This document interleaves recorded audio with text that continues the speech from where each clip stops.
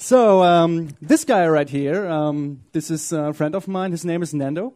And Nando asked me earlier this year if I would join him to go to the gym and do something for my body and my health. And because you know that I'm always coding the whole day long. And I thought about that, and I said, okay, I'll join you. And since then, we're going to the gym up to 4 times a week. So why am I telling you this, you're asking, right? The reason why I tell this is I can't to the gym today because I'm here in Linz and giving the talk, which is why I would like to do some sport here with you guys. So would you please do yourself a favor and stand up? Yes. Okay. Just really quick, we do some air squats, 10 air squats. Actually, I plan to do 12 air squats, but we're a bit out of time, so we do 10 air squats. For those who don't know what an air squat is, I just showed real quick. Please pay attention. I just showed once, right? So this is an air squat, okay? We do 10 of them, and we start right now. 1, 2, 3, 4, 5, 6, 7, 8, and 9, and 10. Excellent. Take a seat.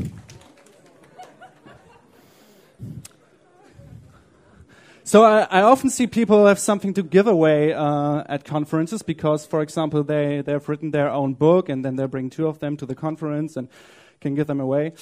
I haven't written any book yet. So I thought about this and I searched in my apartment for something I could give away, and all I found was this little guy right here. So this is an AutoCAD sticker.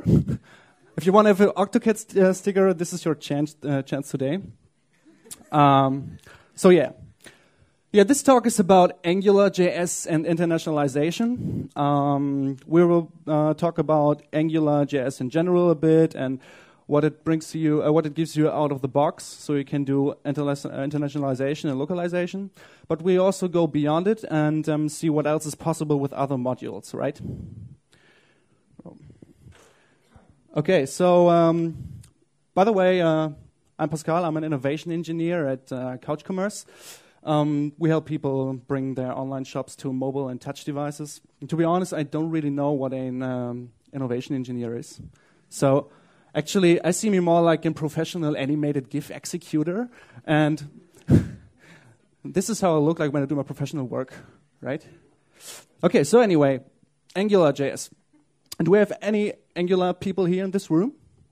Yes, yeah, awesome, great. So how many people really heard about AngularJS? Yeah, that's a stupid question. How about used it? Yeah, okay. And which of these people think they really mastered it?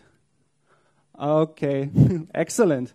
Great. So AngularJS is a JavaScript framework or an HTML compiler. We'll get into this in a minute, which lets you build applications, single-page applications, in a very different way, right?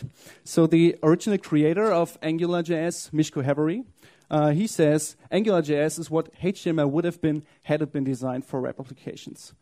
So HTML, it's a declarative language, and AngularJS does exactly that. It gives you the ability to extend the vocabulary of the browser, so you can develop your own tags, your own widgets, your own attributes, and write your apps in a declarative way, which is really, really awesome. In other words, it's HTML++ for me. So, but yeah, you will see it. So, for those who don't really know what Angular makes and what the concepts are, so here's a little example of two-way data binding. And two-way data binding is a really cool thing. You can do, you write, you see the code. You know, you have this little input here, and it has an ng model attribute, and it has the value word. And then you see this little paragraph with this curlies and the word in it. So what does that mean?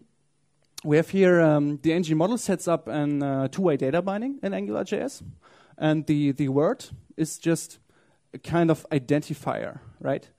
So you can use in your view, in your HTML, like in this paragraph right here, the curly braces for interpolation, and then you can just put in the identifier word, and whatever word would be shown in that curly braces. So let's take a look at this example. Okay, so let's say code.io is really, really cool. So like it's like hyper awesome. And yeah, as you can see here, the paragraph updates while I'm typing. And I don't have to write any JavaScript to do that, right? So this is all it does. You see here, this is just declarative stuff here. I haven't written any line of code. That's two-way data binding. You have one single source of truth on your scope. If you don't define a specific scope, Angular has an kind of, it's called root scope, which is a kind of global scope. So you can assume that this word value is now on the global scope. So here's another example. Just a list of songs and interprets I really like to listen to, and there's Skrillex. And let's say we search for Skrillex, and you see as I'm typing, the lists get shorter. And so this is not real like mind blowing, right?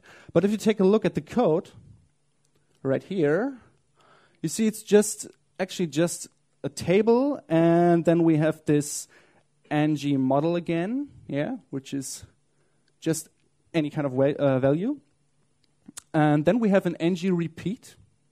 An ng repeat is a so-called directive, just like ng model, and it extends the functionality of any kind of HTML element. So this ng repeat does, obviously, it repeats the data it gets, depending on the expression you pass into it. And what do we do here?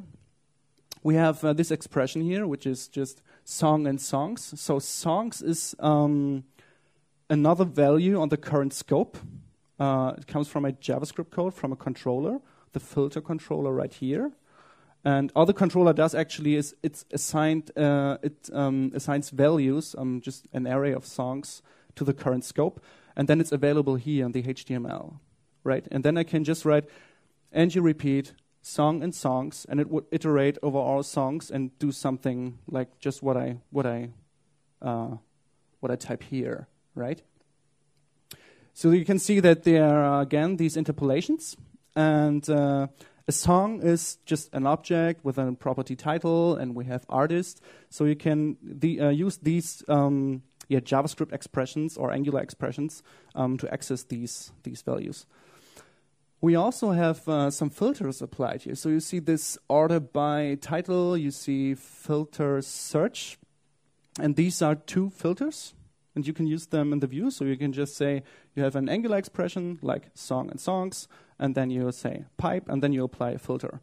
In this case, it's that the list that gets generated gets ordered by title, right? And then we have a filter. So the filter is called filter. And it filters the given values by the value which is passed in as an expression here, which is search. And search is just the value of this ng model right here. Okay? So this is what comes out here. So while I'm typing here, like some Daft Punk stuff or Skrillex, around the world. I love this song. Okay, so you're probably not impressed yet, right? Well, I'll give you another example. This is the Angular shield, the Angular logo, and you can drag it here. If you have this open on your laptop, you can just drag it. This is also nothing really special, but if we take a look at the code, we see that it's just this draggable attribute, right?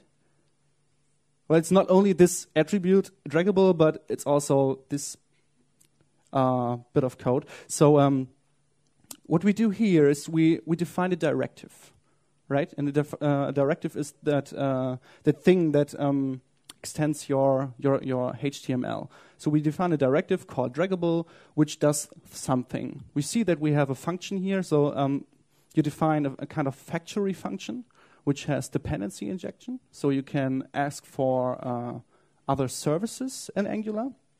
In this case, we ask for the document service, which is actually just a wrapper of the window.document value. And all it does here is that you can see we have here access to the current scope of the directive. We have access to the element, and we have access to the given attributes we have, right? And all we do here is just we apply some CSS and add some event listener on mouse down, and here's some event handlers, mouse move, mouse up. This is all it does, right? This is just this this drag and drop right here. So the real cool thing about that is that we can now use this directive where we want. It doesn't matter. You can apply it to any element. And I think this is really cool because we can not only define our own attributes that do something, we can also define our own elements, like web components, the new spec and the future of the web, right? Okay, so there's so much more for AngularJS. We have, like I said, dependency injection on a module level. We have dependency injection on a component level, like filters and services and controllers. So you don't have this bootstrap code. You can just ask for services and you have them in your scope and in your controller. There are views and routes. So you can really easily set up a little single-page application with URL routes and views. There's great support for animations, class-based animations. And AngularJS is also built with testability in mind. So there are also Angular mock modules you can use so that you can write your entire code with unit tests, and which is really cool. So there's a link to the docs if you want to check it out. And that's just the basic concepts of Angular, right? Okay, so but what about internationalization? So first of all, what does internationalization mean? And then there's also the term localization, right? So internationalization means it is the process of developing products in such a way that they can be localized for languages and cultures easily. Whatever that means, we accept it for now, right? Then there's localization. Localization is the process of adapting applications and text to enable their usability in a particular cultural or linguistic market. Whatever. So this is from the AngularJS docs, right? And the first time I read this, I was like, what the fuck does that mean, right? So in general, or in other words, this means internationalizing an application means abstracting all the strings and all other local specific bits out of an application. And localization means providing translations and the localized formats for the abstracted bits. So it's just like you abstract away all your strings and concrete values on your applications with something abstract, and then you feed your app with concrete values, like concrete translations and stuff like that. So how's the support in Angular? So what do you get from Angular out of the box for internationalization and localization? So there are filters, like the one I showed just recently.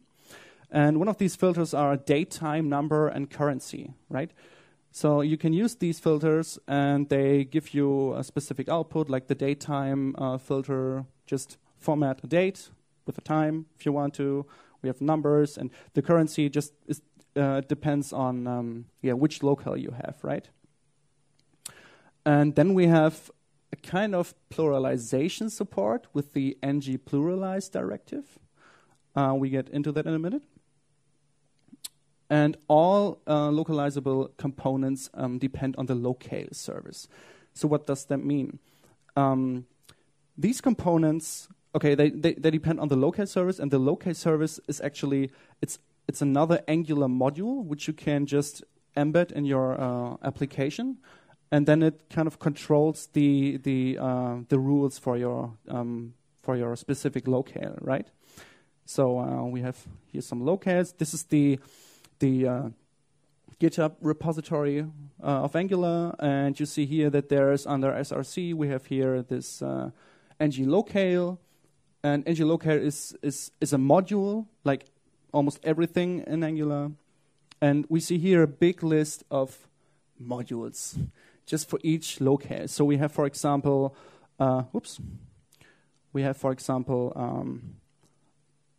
DE for German, or we have DE18,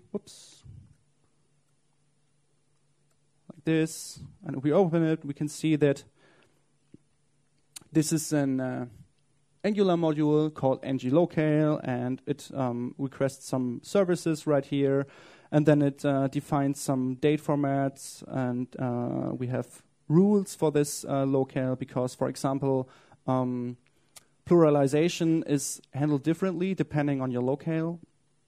And yeah, this is what Angular gives you.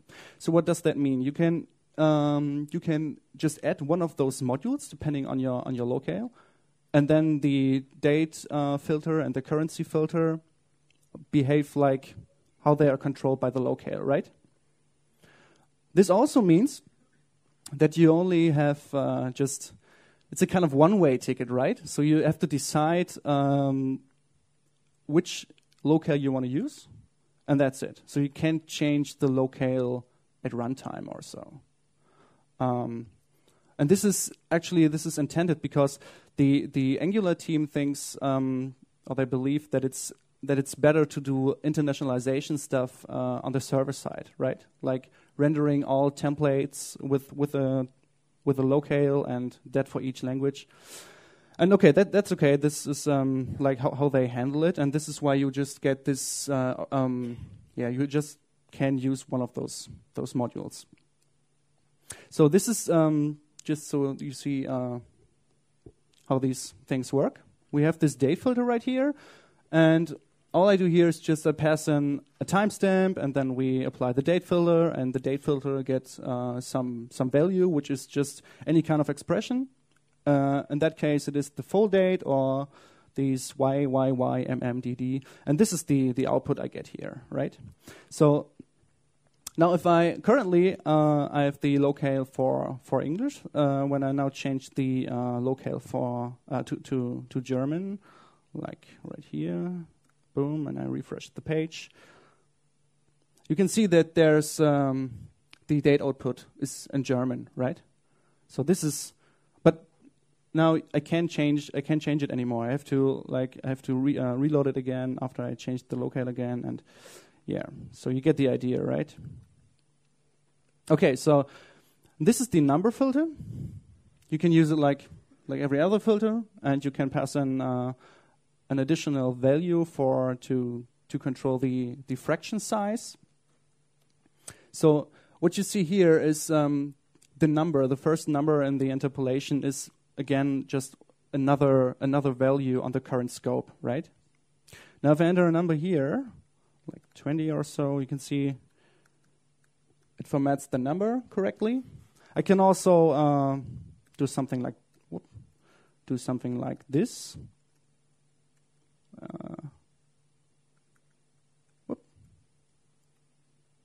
Sorry.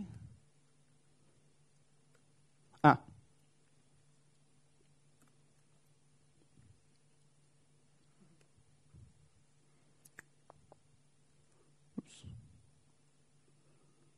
So yeah, you see that there is a fraction of 2. Actually, it's 3 by default. I can type whatever I want. It's 3. And in the second example, I said that the fraction size is 0, so there is no fraction to see. And the currency filter. Again, you can pass in a currency value, and you can also manipulate the currency unit. Like it also depends on the locale you loaded. Right now, it's again EN US, so we have a $sign right here. And if I type a number here, you can see that it's formatted correctly. And in the second example, we see that this is overwritten right here. Yeah, like this value you can see here. Now again, if I change the locale to German, we see that there is we see that there is an euro sign, right? And it also takes care of position the sign correctly, like that the euro sign is on the right side instead of the left side, like with the dollar. All right. So the next thing, ng-pluralize, the directive that gives you pluralization. This example is a bit more complex. So we have a value which is just a person count in this case, just any kind of value. And you can see that there's this ng-pluralize directive in form of an element. So it's not only an attribute, you see it's actually an element.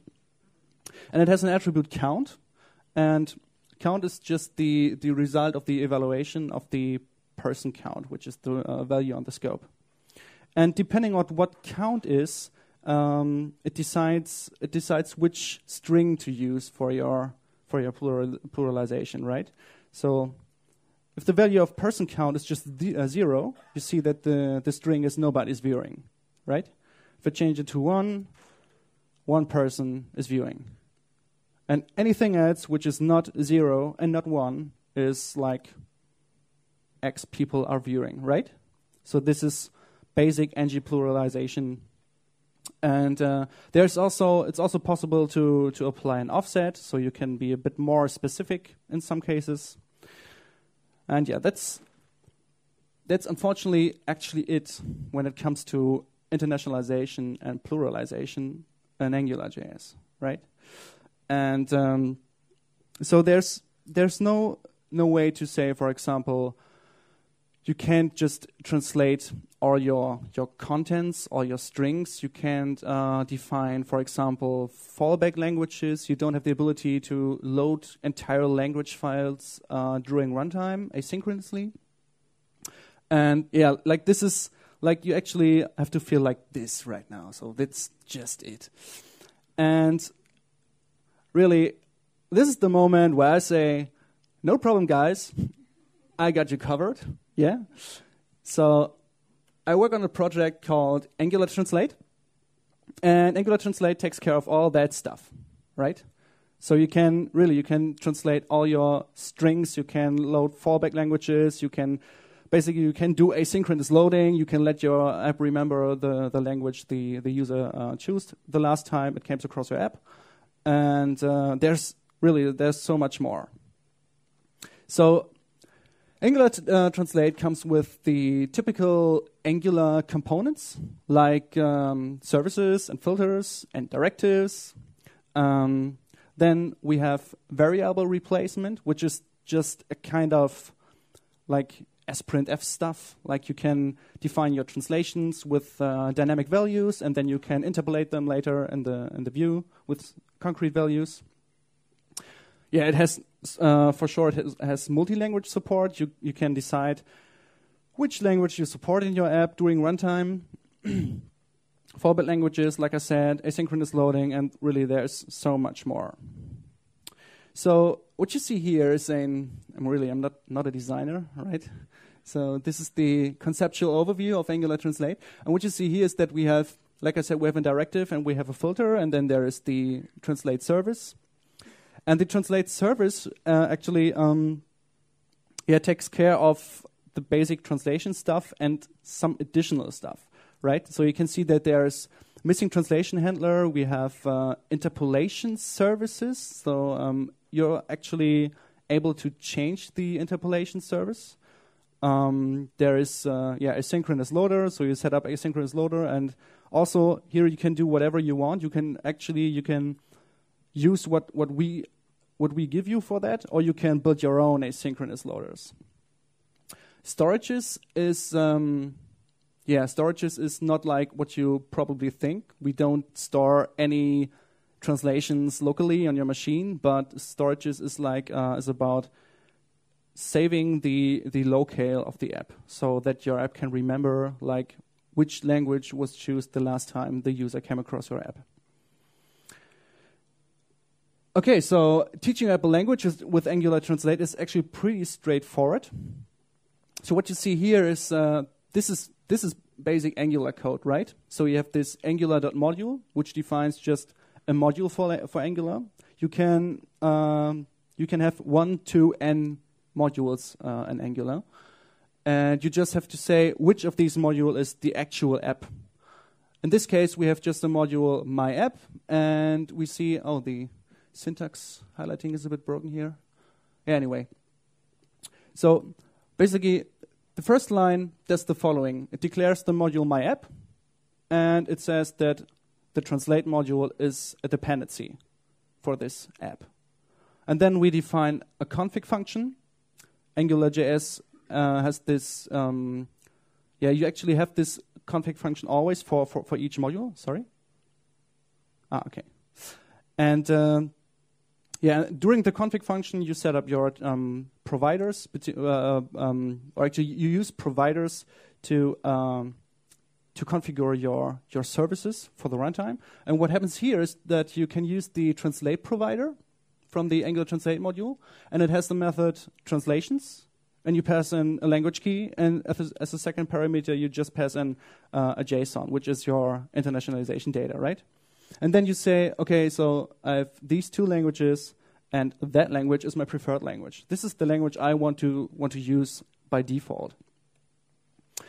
And in action, it's just like this.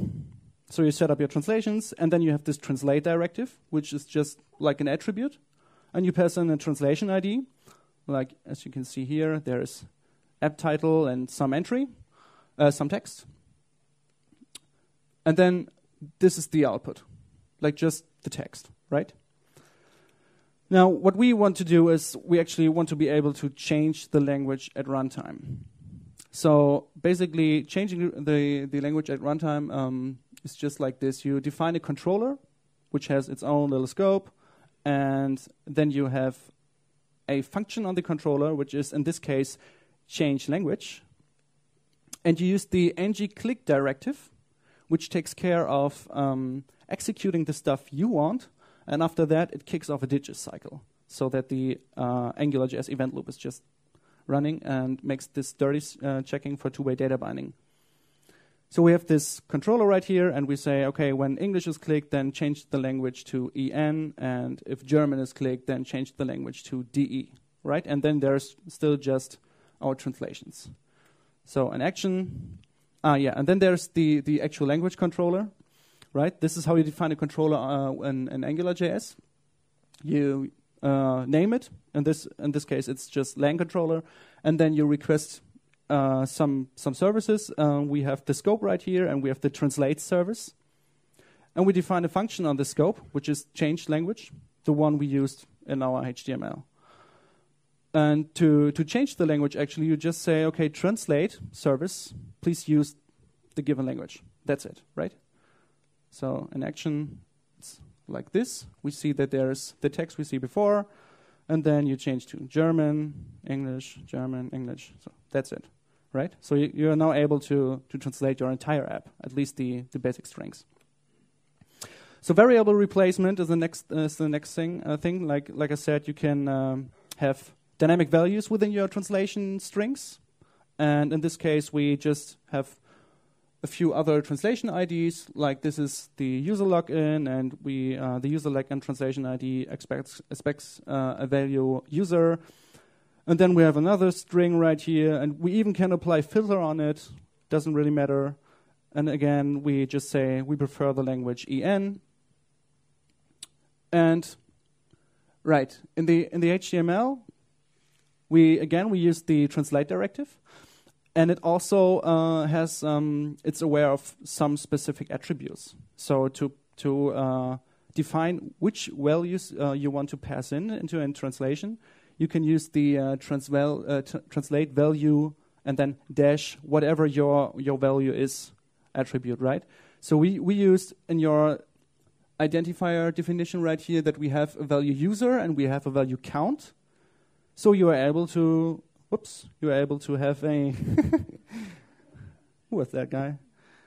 You're able to define an attribute, translate value user, and a translate value count, right? So this is, again, like an action. So here's a name, and I can change it. You can see that there's this two-way data binding. You don't have to care about all that stuff. You don't have to set up event listeners and stuff like that. We can change the value right here. And you can see that the number filter is applied here, right? So this works also. And I can change the language again. Okay? All right, so now that's really cool, and I want to give you a bit more awesomeness. Fallback languages is as easy as that. In this case, we have our English language, and we have our German language, and we have another translation table for French, right? Now, what you can see here is that the French translation table has a translation ID, which the other translation tables don't have, right? So we say here that the fallback language is French, and now if we try to use in our HTML, if we try to use an translation ID which doesn't exist in the translation table of the currently used language, then Angular Translate takes care of it and just fetches the value of the translation ID from the fallback language, right?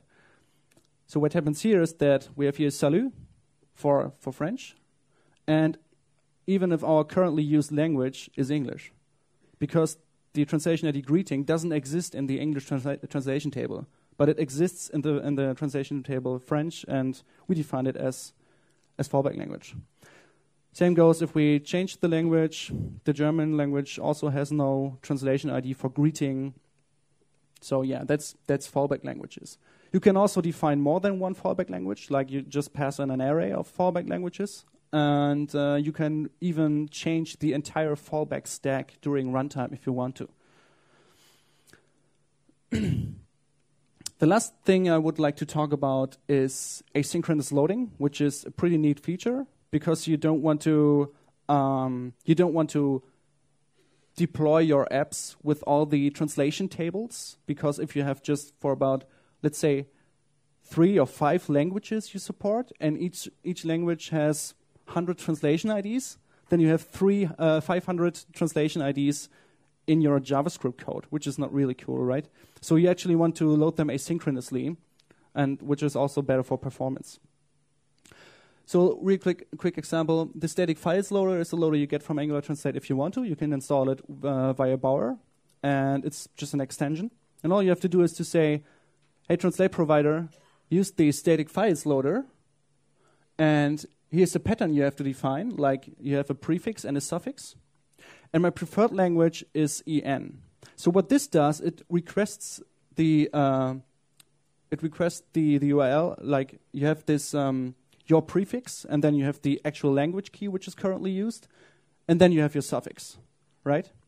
And what Angular Translate does is it checks if the current translation table you want to use, if it's really available currently, if it exists. If it doesn't exist, then it looks for an asynchronous loader, which is probably configured or not.